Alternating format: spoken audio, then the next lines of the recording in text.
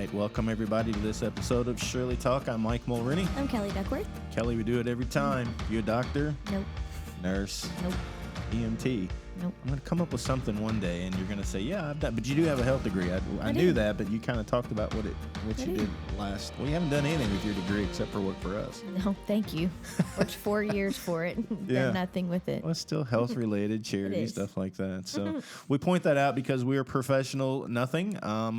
This is for entertainment and educational purposes only. So if you hear us say something medically, tax, accounting, taxes, anything, please get professional advice because we may or may not give you the correct information. I'm definitely not giving you the correct tax advice. Counting is not me. You're getting better with math. Barely. Yeah, you're getting good at adding I know pot I'm half totals. of your age. Yeah. That's about all I know. Yeah, she's funny. All right, today we have Miss Christina with us today. And Jerry, how are you all doing? Good. Good. Could have been better, huh? Definitely. I want yesterday's weather back. Yeah, no kidding. You know, one of our big sponsors is Wright Mechanical, and when we do our raffles, we talk about our sponsors, and Kelly goes, all right, he's out there fixing furnaces today. Or air conditioners. Yesterday, I think he could have fixed air conditioners. Probably.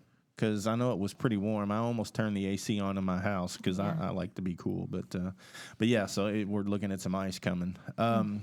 So, you know, our friend Lisa reached out and said something about you all. So you're battling cancer right now. Is that Jerry? Yes. Right, Jerry?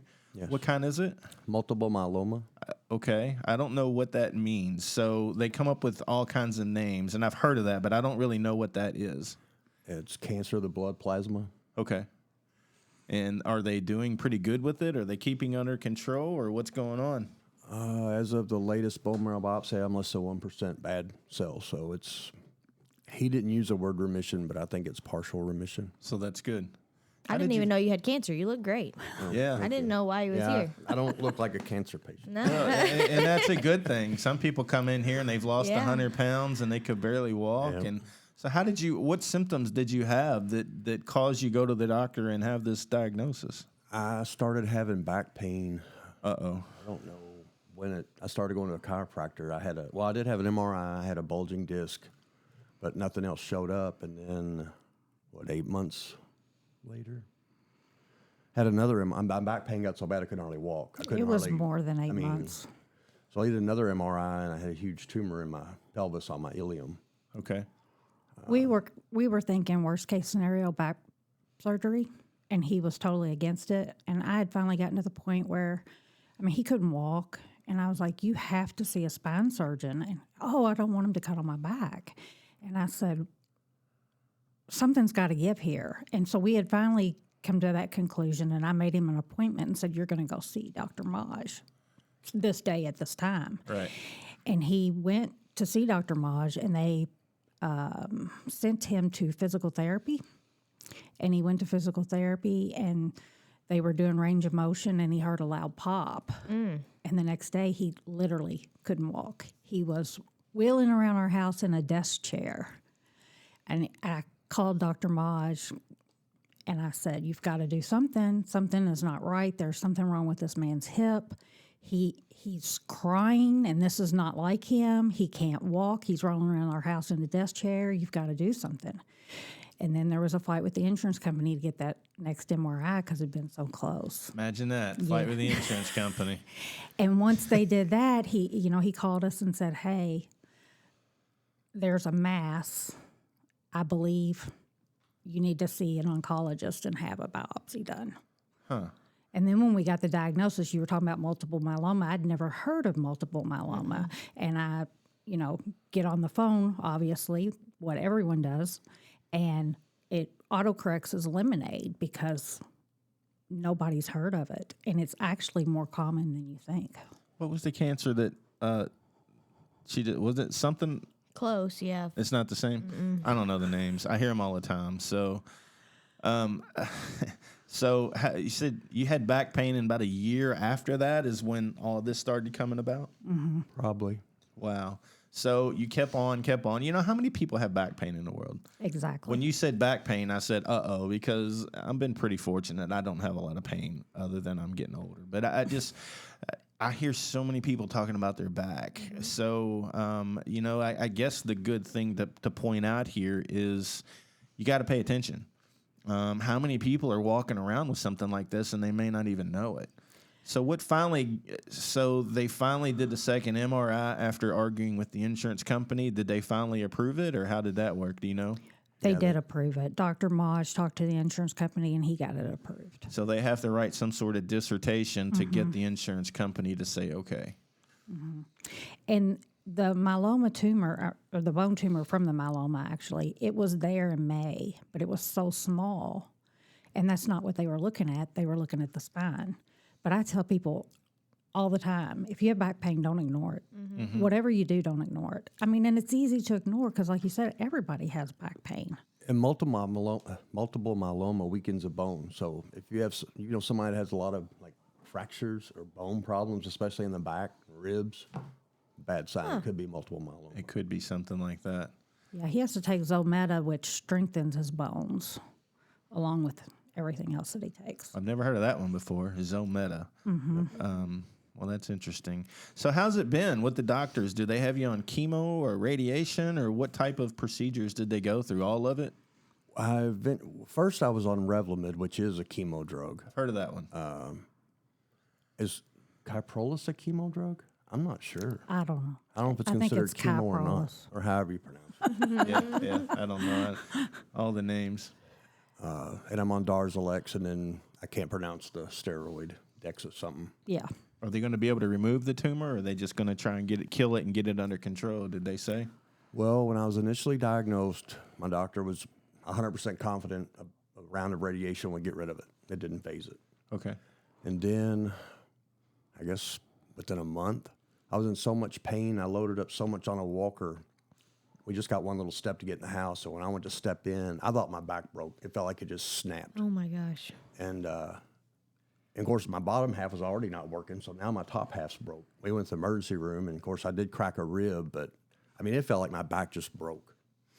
And so with that, he's like, well, since you're here and the radiation didn't do it, let's do a round of chemo. Well, it didn't phase it either. And that was pure hell. The chemo was that the Red Devil or whatever it is they call? I can't remember the name of it now, but I would know it if I saw it, but I can't tell you what it was. Yeah. hallucinations, delusions. He was really sick, and it was a nightmare. It was a nightmare to watch. There might have been a pinch of alcohol withdrawal in that as well. Yeah. I've cut back on my drinking since then. Of course, that may have helped it, So, But he went through one regimen and the radiation, and they had told us after that, they said 4 months you'll be in remission. And of course, then he goes back in the hospital, and they say, okay, we're going to do a CAT scan. We're going to look at your thoracic spine. And I just said, hey, while you're in there, can you look at his lower lumbar too? Because I knew that's where his tumor was. I wanted to see if it had worked, and it didn't work. So then they did the chemo. Then they did another regimen. They changed drugs. That didn't work. So then they did another regimen. So we've spent most of a year trying this, finding out it didn't work, being disappointed, trying something else. So how long has this been now? When did you get I was diagnosed? diagnosed March 8th of last year. March 8th. Gosh, so all this in not even a year yet? Yeah. And so the doctor decided to he wanted to put him on PACE. He wanted to do 2 rounds of PACE where you go in the hospital for a week, get chemo for a week, come It's out. 4 different chemos. Yeah, it's a 4 chemo cocktail. And so they wanted to do that. sounds fun. Yeah, for a week, then take him off of it for a month, and then do it again, and maybe 3-4 times. And he just was not up for that. So then the oncologist said, well, let's try this new drug, Kyprolis. And I was irritated and mad. I was like, this is so dumb. You're just trading one drug for another. We're going to be, this is just wasting time. And You almost feel like a lab rat. Oh, yeah. Because you don't know if they're doing it because they think it's going to help or they just want to try something. But it did immediately, like we saw his numbers going in the right direction immediately, which was, a godsend. Because, you asked about surgery. They couldn't do surgery or they could, but it's very risky. His aorta runs through the tumor. Nerves, and- lots of organs would have to be moved out of the way, and if they hit that artery, I could die on the operating. So the tumor is still there? It is It's there. just smaller and We don't know yet. Oh. We're Okay. getting ready to have another MRI, and we'll know then. I don't know if it's any smaller or not. But it's wrapped around his tailbone as well, so it's wrapped around all those nerves. so it's a wonder you can walk. Well, he couldn't for a long time. Yeah. I mean, oh my goodness. So how did you get so lucky? Did the doctors tell you what may have caused this over the years? Is it something, an aggravation that you've had for the last 10 years and you just wrote it off and didn't think much about it? How does No, a tumor my- grow like that? I guess is what I'm trying to Well, figure it out. grew in, I don't know, less than 8 months or around 8 months. The tumor is, a byproduct of the multiple myeloma. It's bone cancer. Okay. So it stems from the multiple myeloma. And you're born with multiple myeloma. It just depends on when it decides to rear its ugly head. Okay. I didn't You're know born with it. I've never heard that. that. Yeah. I've heard some people say that everybody has a cancer in their body. It's just what activates it and causes it to grow. So, Well, the really strange thing about Jerry is, when we first got ready to go to the oncologist, I would call his dad and I said, hey, I need to know what cancer runs in your family because that's the first thing they're going to ask when you get there. And he was like, well, my brother had cancer, but he had lung cancer and he smoked like a freight train. Yeah. And then there was somebody else in the family, may have been another brother, I can't remember, but his was like environmental lung cancer because like he had worked in some area and everybody that worked in that area got lung cancer. So it was like, okay, and there was nothing. That's it. And then I call his mom and I'm like, hey, I need to know what cancer runs in your family. And she said, well, I had one uncle that died of lung cancer and he smoked. And I was like, and? Because I feel like in my family, name a cancer and I can tell you who had it. yeah, I was at the doctor the other day and the doctor says, does this run in your family? I was like, yeah, but my dad smokes and drinks and some of my family's obese, and it's like, how do you sometimes tie a family history to something of they've made bad choices over the years, Right. So to me, sometimes I know where they're going with that, but it's not always hereditary. So this hasn't run in either side of your family. No, Oh, no. Not to our knowledge. So what do you do for a living? Or used to? Well, I still work. I haven't quit working. And I've missed very few days. I guess the only days I missed was when I was in the hospital. That's rare. Well, I was teleworking because back when I couldn't Okay. hardly move or walk, I couldn't have went to work if we Right. were working in the building. But I work for the Army. I work at Fort Knox. Okay. Okay. I asked that because a lot of times when Physical these labor and- these treatments hit people so hard they can't work. Oh, yeah, I couldn't do a real physical job right Yeah. now. We were real fortunate. He got sent home to telework because of COVID right after his diagnosis. Or no, Oh, that right was March before. 2020. That was Yeah. almost a year before the diagnosis. So we didn't have to deal with, him coming in contact with a lot of people with COVID either. And we're not scared of COVID. We're not those people. But this does attack your immune system. Yeah, he's got an immune deficiency, so you got to be Yeah. very careful. I don't wear a mask except the doctor's office. I'm not going to live in fear. Yeah, no, I agree with you. But it was a blessing because we didn't, that wasn't something that we had to deal with. And he was able to work from home. He didn't have to, like he said, if he'd had gone in the office, there's no way that would have ever happened. I would have had to gone on disability or possibly just quit. I couldn't have done it. Yeah, yeah, because you're probably confined to a chair or something for a while because of the pain in your back. Oh, like she said, I used to have my office upstairs in our old house, and I got so bad I had to stay on the main floor, and I just rolled around in my desk chair in the house. I couldn't get up. Well, hats off to the guy that created rolling chair, huh? Exactly. So it sounds like you've kind of been the research person. You seem to know a lot about the different ones. So, a lot of people don't have that. I was So gonna say do you need an advocate. Yeah, that's my point. You have to have an advocate. A lot of people don't have that. So, with that said, are you the one that deals with the insurance companies and stuff as well? No. No? We've been very fortunate. I did delve into a lot of research online, which at times I was like, I wish I'd have never done that. Yeah. And it's, multiple myeloma and the testing and all of that's very difficult to read and understand. And I work for Kleinert and Coots. So I Can you work. fix my hands, please? Because they hurt so bad. I saw Come you see doing us. that earlier. I was wondering what you're That's doing. the carpal tunnel, apparently, pregnancy thing. You so can bad. you can get injections for that. My I daughter-in-law can't just hardly went through squeeze my that. hand. Yeah. It's terrible. Sorry. No, my daughter-in-law just went through that. But I do work with a lot of doctors, and they've been able to help me. They explain things to me. They've helped me a lot. They're hand surgeons, right? Yes, And they but helped they're you. orthopedic and plastic surgeons, and then we do have some fellows, and there's some of them have some general surgery.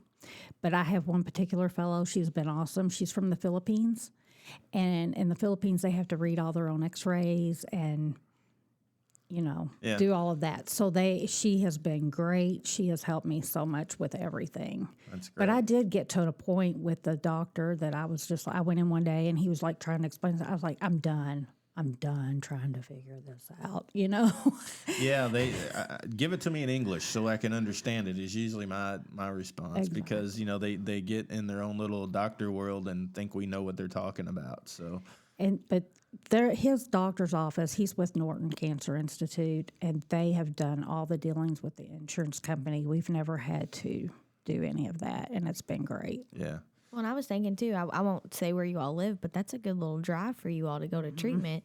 And if you're going multiple times a week, I mean, that's a burden in itself, too. At one time, I was going twice a week. Most of the time, it's been just once a week. Yeah, But still, I mean, we have people that call us and they live down there too, and they're like, we don't have a car, we don't have transportation, and I don't know how you would do it. especially at $3.40 a gallon right now. Yeah, no kidding. and I drive a truck. Oh yeah, Yeah, I bet. Well, and that's the other thing. He and I had just bought new cars. We had just moved into our home, and thinking worst case scenario, back surgery, whatever, and then find out that he has multiple myeloma, and go through this last year of treatment, and he'll never be cured. so it's not curable. It's not curable. Highly treatable, but not curable. You have to continue with maintenance treatments Right. throughout the rest of his life. Now, you can do an SCT, Stem cell transplant. and sometimes you can get you off all maintenance for months, years, but there's people that go through that hell, and then It's like very painful, 2 weeks right? later, it's back. So it was a waste of time, and I mean, Well, I chemo, think- and you got to go through harsh chemo before you can do the transplant because you use your own cells. I mean, they can do them from other people's, but usually it's your own. They get Yeah. good ones, run you through chemo, try to kill off everything, then put them back in. And I've heard like bone marrow transplants are terribly painful. Well, and you have to isolate. Like, he would only be able to see me for Be in a bubble for a while yeah, even our basically. dogs would have to go somewhere. Yeah. They couldn't be in the house. because your immune system would be so down. Yeah, And then there's no guarantee. yeah. Why I don't would- think I would do it. And his oncologist actually told us, there's been research done now that's probably not the way to go. Yeah. But a lot of doctors still, that's part of their standard procedure. They do this, SCT, and then go from there. And some people have multiple transplants. I already told us, unless I'm dying, I'm not doing that. Yeah. Well, it was funny because he kept telling people, well, I'm gonna do this regimen, and I'm gonna do radiation, and then I'm gonna do a stem cell transplant. And I had done research on it. I and hadn't. He hadn't.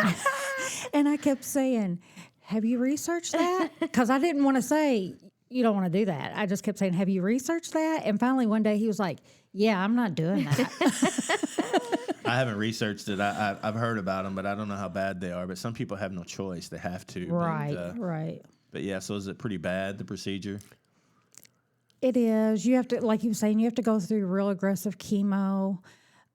Take you to death before they do it, I guess. Basically. Almost.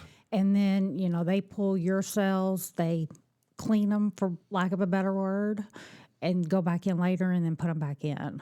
Huh. Now, they do have 2 clinical trials going on right now where they use fake stem cells.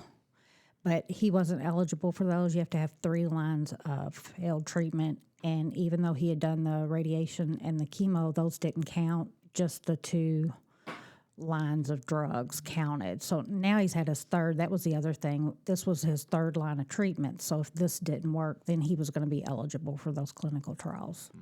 Just think about that. They're taking your blood out and cleaning it and putting it back in. I know. I don't even know how that's Who thinks of possible. that? I don't know. Yeah, I don't understand the medical world. You know, part of the disclaimer when we started is don't do your own research, but and don't take that we're saying this is medically prescribed. But have you looked into THC at all? Has that? I mean, looking at a cell that they can't do anything with or a tumor, I just wonder if that would have any impact on it. Can't use it. Can't use it. I work for the government. Yeah, you were. Yeah. Okay. Well, there you go. I just know of some people that have tried it, and it's actually had a huge impact on the cells like that. Right. Which gets me to the section of why won't they approve something like that if it could. We were talking in a previous podcast about a medication her mom had taken, and it extended her life for 9 years, but the FDA didn't approve it. And then her dad got sick, and he couldn't take the medication, so he died in about 2 years. So I don't know. I just don't understand why that we won't research and put something out there that has so much potential, but yet our government is completely against it. So I don't know. It didn't make any sense. I've watched a lot of documentaries. I mean, I think it should be legalized for health reasons at least, at a minimum. If I don't care about the recreational part. No, me neither. But give people a chance. If they think there's some potential there, at least give people saying, "All right, sign this here, and you know you're you're doing this on your own, and medically we can't say that we prescribed it." Have somebody sign it, and then see if it works. Right. But it doesn't make any sense to write stuff off like that. So I don't know. Yeah, I didn't think about you working for the government, but yeah, that makes sense. But you know, I think it's got a lot of potential long term. I think anyway. So. Oh, we do too. Yeah. We do too. I've said, legalize it, tax it, do it, use that money for research. Yeah, and see if it actually has an impact on people. Right. So how's the bills been? Has the insurance company? You said that you haven't really dealt much with the insurance companies. You were showing me something earlier about the cost of one of the medications. It was pretty expensive. He has a bill right now. It's $900,000, and the insurance company paid $215,000 of that. So you got an outstanding bill of $700,000. No. Well, not our portion, But still, where's that money still. go? We were talking about Exactly. that earlier. I brought that up because what happens to that? Is somebody making that money on the side? Is it being handed to somebody? Is it written off? I don't know. It's kind of weird how in the world that can even... Why bill somebody that kind of money if it's going to disappear somehow? Well, and just for 1 month, that particular drug for 1 month is $97,000. So at the end of that, our portion of that is $7,600 For 1 month. for 1 month. No, that's not correct. Yes, it was. 97. Or no, was it 2,700? It's still a lot. Whatever it is, The point it's a is, lot. the point is, it's going to be a lot of money every month for the medication. That, in my mind, millions and millions and probably billions are raised every year to find a cure. I don't understand why the medications have to be that expensive. And if they're writing it off somehow, why even put it on the bill to begin with? Exactly. So, Exactly. I don't know. I don't like insurance, Yeah. and I don't necessarily think that we should have a one for all insurance for government, but I do think that something needs to change I agree with you. so that when people do get sick, you don't have to worry about where am I going to live, how am I going to buy groceries, how am I going to pay my utilities. I mean, this is not anything that anyone can plan for. And I mean, I joke and say billionaires can't afford to have cancer, and I mean that's stretching it, but it's expensive. And when you start adding all these bills on that you can't plan for because you really don't have a say, it's you either do it or you die. Yeah. I mean, there's no choice there. Yeah, there is no decision. And we've had people come to us and say, look, I can't afford this. I'm just going to I'm tapping out because they can't. And to me, in the richest country in the world, we shouldn't have this problem. And I'm like you. I don't believe we need some sort of national health care problem because I'm scared our government will screw it up. I don't trust them to do it right. But we need something. And I don't know what that is. I don't know if we go back to having hospitals as nonprofit or insurance companies or something because there's too much money out there to bankrupt people. You can save for a rainy day, but when you get cancer, that's not a rainy day. It's a disaster. And we've seen people go through their entire 401k. They've had to sell their home to come up with the money to pay. And I can't figure that out. I would stop treatment before I would let it get that bad. A lot of people say that, and I'm kind of right there with you. Before you run your family to that point where they're going to be living in a car, I can't figure it out. I don't know who's getting rich off this. We still haven't figured it out. Big Pharmaceutical. pharma. You think so? Oh yeah, I think Yeah, it's big. I pharma. have my suspicions. Have The you biggest watched, portion of our billing is to the pharmacy. Yeah. Have you watched Dope Sick? I watched part of it, but I couldn't get through it. It made me sick. It really did. I mean, it made me it's sick. a lot about big pharma and how they get rich off of what they do. Mm-hmm. And getting back to the insurance company, I think the insurance bills that much because if they billed the $200,000 they were going to get, I don't think they would get the $200,000. I think it would be less than that. Yeah. And so they bill this astronomical amount to get that $215,000. Again, why do they need all that money? Yeah, I don't know, because millions and billions are raised every year for research. To me, that the cure is funded by all the donations that people make every year. Right. I don't know. I'm just we're always trying to put the puzzle together, but it seems like they keep it as big a mystery as they can, so people can't figure it out. Oh, I'm certain of it. Yeah. So I mean, just even with multiple myeloma, like I said, I got to the point where I was like, I can't research this anymore because it's making my head hurt. It's driving me crazy, and I'm going round and round. I think it's the same thing with the money side of it. It's confusing so that you quit. Mm-hmm. And you never know what you owe. Oh no. It looks clear, but it's not. Right. And I really think it's that way by design. Well, anyway, I know we had talked a little bit about trying to do something for you all, but Kelly brought you something today, and I don't know if it'll make a difference or not, but we wanted to surprise you all with this and see if it'll help out any at all. So, Thank you. I hope it helps, and I wish it was more, and hopefully it will be. We're trying really hard to raise money to help people like this, and we really hope it makes a difference. Thank you all so much. Yeah. Well, thanks for sharing your story. We're going to get this out as soon as we can. We try to tell these stories just to open people's eyes. I wasn't aware of what goes on in the world till my mom died, and it pissed me off, to be honest. That's why we're in the situation we're in right now. That's why we work so many hours to try and raise money to fix this problem. But it's not right. And people who haven't dealt with cancer one-on-one, I don't think everyone gets it. I didn't get it. I didn't get it. I've done fundraisers for the American Cancer Society, Never happen again. Well, Not for me. I would much rather give the money to somebody like you all. That was before I knew. But, what I'm saying is, you do all these things, but until you're hit with it personally, you don't get it. You don't understand it. And even like the caregiver side of it, you don't get it. People would come up to me and say, oh, well, I'll pray for Jerry. And I'd be like, well, thank you. Can you pray for me too? Because, everything fell on me for quite a while. Yeah. And people just, I never thought about that. I never got that. And so I think until it hits you personally, you don't know what the insurance companies are doing. You don't know what Big Pharma's doing. You don't know what American Cancer Society is doing or any of those things, and I say that, but I think like the American Cancer Society, I think they all have good intentions. But I agree. They've grown so large that, and I'm not even talking about the salaries people make. If you bring in $20 million, you should be paid well for that, because that $20 million. But at what point do you raise so much money for a cure? And yet people can't afford the cure, so that's out. Right.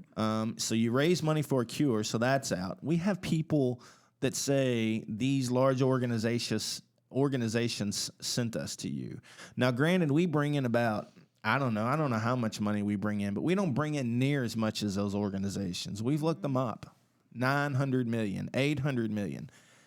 And yet they can't. And I know they do other things. So I'm not picking directly on them, but we've got to figure out how to do more. But these organizations get huge checks from major corporations.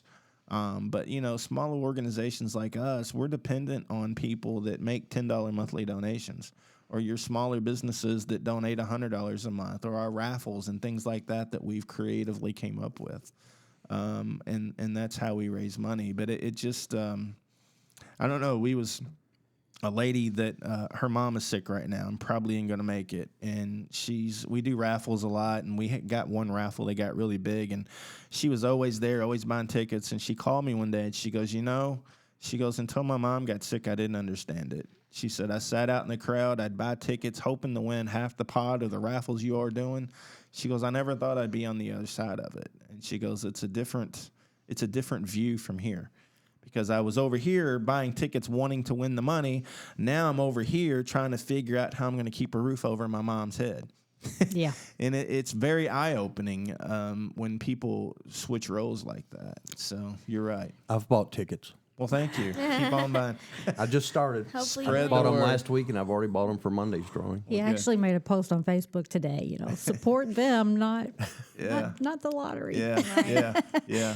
But I just took a second job. I'll be working Saturdays and Sundays, so I'll be working 7 days a week, trying to get out of this. But my point to this is when I do and we get back on our feet, I promise you, y'all will get a donation you. from us every month. And when that time happens, we'll be glad to have you on board. So we're always looking for people to help out. So thank you.